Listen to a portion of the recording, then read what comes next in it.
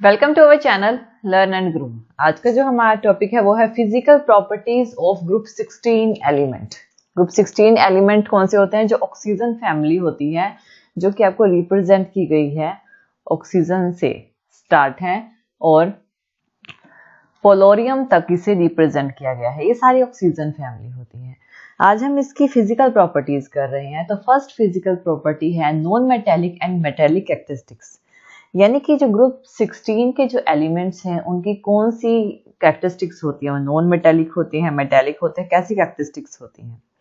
देखिए, जो ग्रुप 16 के एलिमेंट होते हैं इसमें हाई आयनाइजेशन एंथैल्पी वैल्यू होती है। ग्रुप 16 के एलिमेंट की हाई आयनाइजेशन एंथैल्पी वैल्यू होती है। तो ग्रुप 16 के एलिमेंट्स इसकी वजह से क्या होते हैं? लेस मेटेलिक होते हैं। ये क्या होते हैं? लेस मेटेलिक होते हैं। जैसे ही हम ग्रुप में डाउनवर्ड डायरेक्शन में मूव करते हैं, यानी ऑक्सीजन से सल्फर, सल्फर से सिलीनियम, सिलीनियम से टेल्यूरियम और पोलोनियम तक मूव करते हैं, यानी अप टू डाउनवर्ड डायरेक्शन में मूव करते हैं, तो आयनाइजेशन एंथैल्पी, इसकी जो आयनाइजेशन एंथैल्पी होगी, आयनाइजेशन एंथैल्पी डिक्रीज करती है जैसे ही हम अप टू डाउन मूव करते हैं।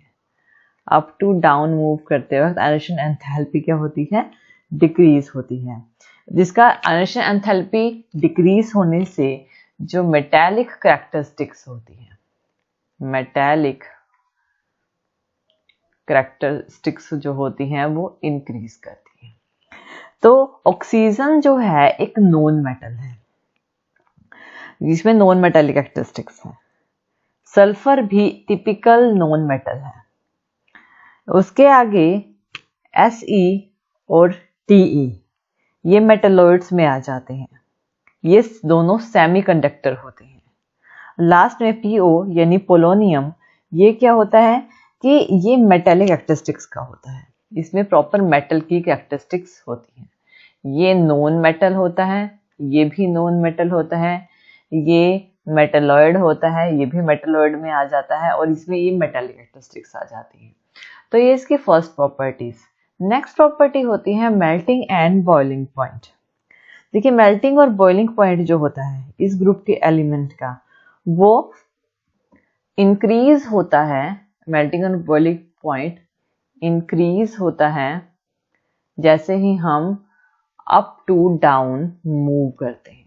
अप टू डाउन मूव करते हैं क्या होता है? मेल्टिंग और बॉइलिंग पॉइंट इंक्रीज होगा, क्योंकि जैसे ही हम अप टू डाउन जा रहे हैं तो नॉन मेटल से मेटेलिक कैरेक्टरिस्टिक्स इंक्रीज हो रही हैं। तो ऑब्वियसली अगर मेटेलिक कैरेक्टरिस्टिक्स इंक्रीज होंगी तो मेल्टिंग और बॉइलिंग पॉइंट भी तो उसका इंक्रीज होगा।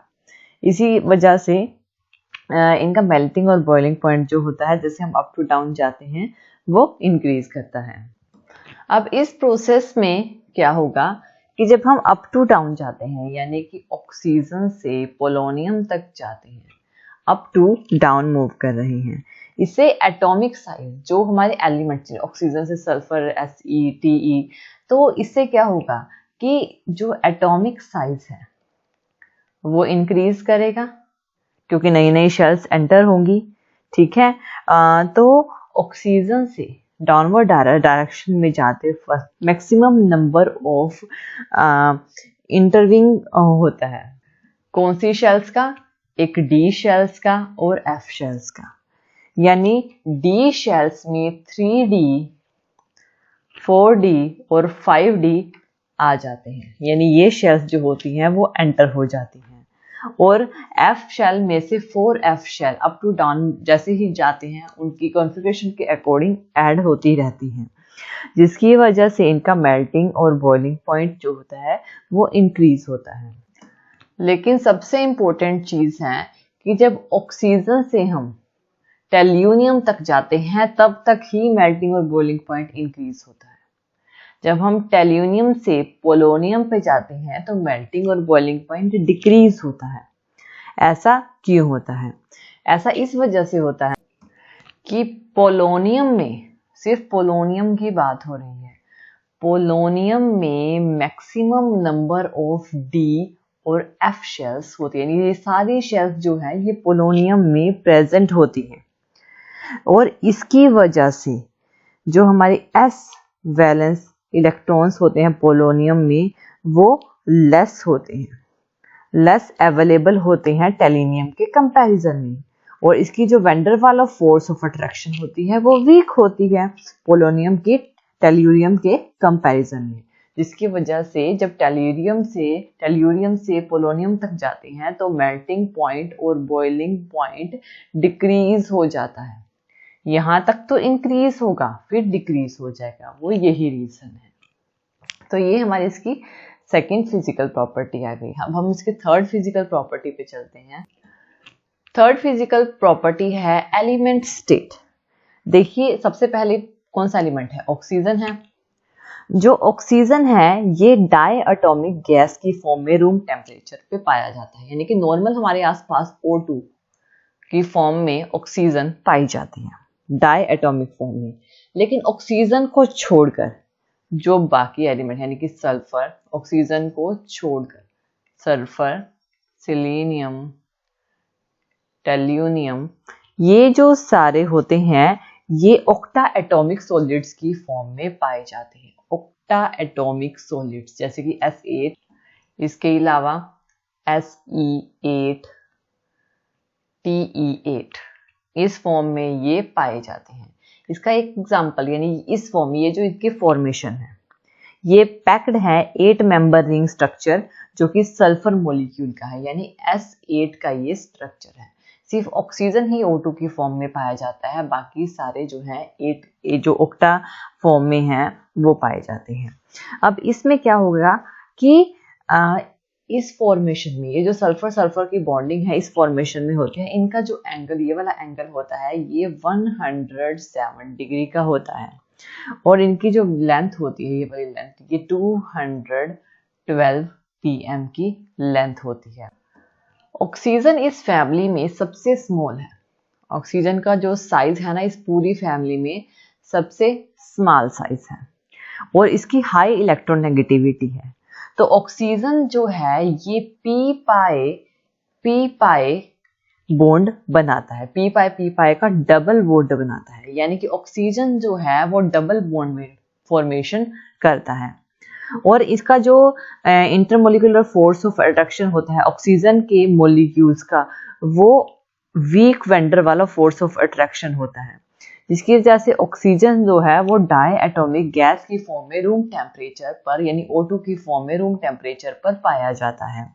अगर दूसरे एलिमेंट्स की बात करें, ऑक्सीजन को छोड़ दें, उनके रेस्ट ऑफ एलिमेंट्स की बात करें तो ये जो बॉन्ड मेंबर्स होते हैं ये पी पाई मल्टीपल बॉन्ड नहीं बनाते। क्यों? क्योंकि इनका जो साइज होता है वो लार्ज होता है, ये स्मॉल नहीं होता है। इसकी वजह से ये O2 जैसे ऑक्सीजन O2 फॉर्म में पाया जाता है डायटोमिक फॉर्म में, ये डायटोमिक फॉर्म में नहीं पाए जाते हैं, ये ऑक्टा एटॉमिक फॉर्म में पाए जाते हैं। ऑक्टा एटॉमिक फॉर्म में आपको बता चुकी हूँ S8, Se8, Te8 ये इनका स्ट्रक्चर है, इस फॉर्म में ये पाए जाते हैं। ये इसकी थर्ड फिजिकल प्रॉपर्टी है। फोर्थ फिजिकल प्रॉपर्टी है मल्टीपल बॉन्डिंग की, कि एक बॉन्डिंग कैसे बनाते हैं। देखिए जैसे कि मैं ऑलरेडी आपको बता चुकी हूँ इसमें कि ऑक्सीजन जो है वो पी पाई और पी पाई का डबल बॉन्ड बनाता है, यानी कि ऑक्सीजन जो है आपस में डबल बॉन्ड बनाता है। लेकिन दूसरे एलिमेंट्स डबल बॉन्ड नहीं बनाते, ये मैं आपको एलिमेंट स्टेट में बता चुकी हूँ। लेकिन जो दूसरे एलिमेंट होते हैं वो पी पाई डी पाई के मल्टीपल बॉन्ड बनाते हैं। ऑक्सीजन पी पाई का बॉन्ड बनाएगा और जो दूसरे एलिमेंट है पी पाई डी पाई के मल्टीपल बॉन्ड बनाते हैं। जो सल्फर है इसका स्ट्रॉन्ग बॉन्ड होता है, स्ट्रॉन्ग मल्टीपल बॉन्ड होता है। किस फॉर्मेशन में कनेक्ट करता है sulphur? S double bond C carbon के साथ डबल बॉन्ड S, इस तरह से इनकी फॉर्मेशन होती है। तो इस तरह से ये अपनी फॉर्मेशन करते हैं। ऐसे ही अगर हम बात करें सेलेनियम की तो सेलेनियम भी इस तरह से ही फॉर्मेशन करता है। तो ये मल्टीपल बॉन्ड होते हैं। नेक्स्ट जो इसकी फिजिकल प्रॉपर्टी फिफ्थ नंबर की वो है कैटिनेशन। कैटिनेशन मतलब आपस में ही लिंक करना। देखिए इसमें क्या होता है कि जो सल्फर का जो बॉन्ड होता है वो स्ट्रॉन्ग होता है। अगर हम सल्फर और सल्फर के बॉन्ड की बात करें, ये स्ट्रॉन्ग होता है इसके कंपैरिजन में ऑक्सीजन और ऑक्सीजन के बॉन्ड के कंपैरिजन में।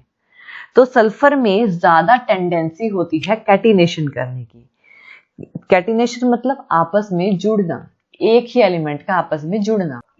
और अगर सल्फर से नीचे जाएं, सल्फर से नीचे डाउनवर्ड डायरेक्शन में जाएं, तो जैसे जैसे हम डाउनवर्ड डायरेक्शन में जाते हैं तो एटॉमिक साइज जो है वो इंक्रीज होता रहता है, नंबर ऑफ शेल्स एंटर होती रहती हैं, जिसकी वजह से कैटिनेशन करने की टेंडेंसी भी डिक्रीज होती रहती है क्योंकि साइज इंक्रीज होता है। इसलिए अब जैसे सल्फर जो है वो ज्यादा कैटिनेशन करता है सबसे ज्यादा, बाकी जो है वो कम करते हैं। और सल्फर की कैटिनेशन किस तरह, सल्फर किस तरह से एक चेन की फॉर्म में कनेक्ट होता है, ये पॉलीसल्फाइड्स फॉर्म में भी कनेक्ट होता है। जो हमारे पास सल्फोन्स होते हैं यानी कि HSN और H इस फॉर्म में, N का मतलब है कि नंबर ऑफ सल्फर्स, यानी कि H2S2 की फॉर्म में भी कनेक्ट हो सकता है, S2 और H, ये H2S2 है, ठीक है। H2S3 की फॉर्म में भी कनेक्ट होता है, बीच में सल्फर 3 सल्फर जुड़ेंगे तो H2S3 की फॉर्म में भी कनेक्ट हो सकता है। ऐसे ही H2S4 की फॉर्म में भी ये कनेक्ट हो सकता है। और जो इसकी नेक्स्ट फिजिकल प्रॉपर्टी है वो है एलोट्रॉपी। एलोट्रॉप मतलब कि एक एलिमेंट का किसी अलग अलग फॉर्म में पाया जाना। देखिए इस ग्रुप के जो एलिमेंट्स हैं वो अपने अपने एलोट्रॉपिक फॉर्म में पाए जाते हैं। सबसे पहले आता है ऑक्सीजन। ऑक्सीजन भी अपनी एलोट्रॉपिक दो नॉन मेटालिक फॉर्म होती है। एक तो ऑक्सीजन किस फॉर्म में पाया जाता है, आप किस फॉर्म में ऑक्सीजन को जानते हो, O2 की फॉर्म में जानते हो, और ओजोन यानी कि O3 की फॉर्म में जानते हो। तो ये क्या है कि दोनों ऑक्सीजन ही हैं, तो ये ऑक्सीजन अलग अलग कैटिनेशन करती हैं, एलोट्रॉपिक फॉर्म में पाए जाते हैं। नेक्स्ट है सेलेनियम, जो कि देखिए जो सेलेनियम होता है इसकी 8 एलोट्रॉपिक फॉर्म्स होती हैं, 8 फॉर्म में ये पाया जाता है, जिसमें से 3 तो रेड मोनोक्लिनिक होती हैं, 8 फॉर्म में पाया जाता है, जो कि एक रिंग की फॉर्म में होती है।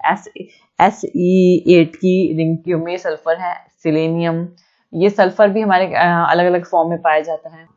सल्फर की 7 एलोट्रॉपिक फॉर्म होती हैं, सेलेनियम की 8 एलोट्रॉपिक फॉर्म होती हैं।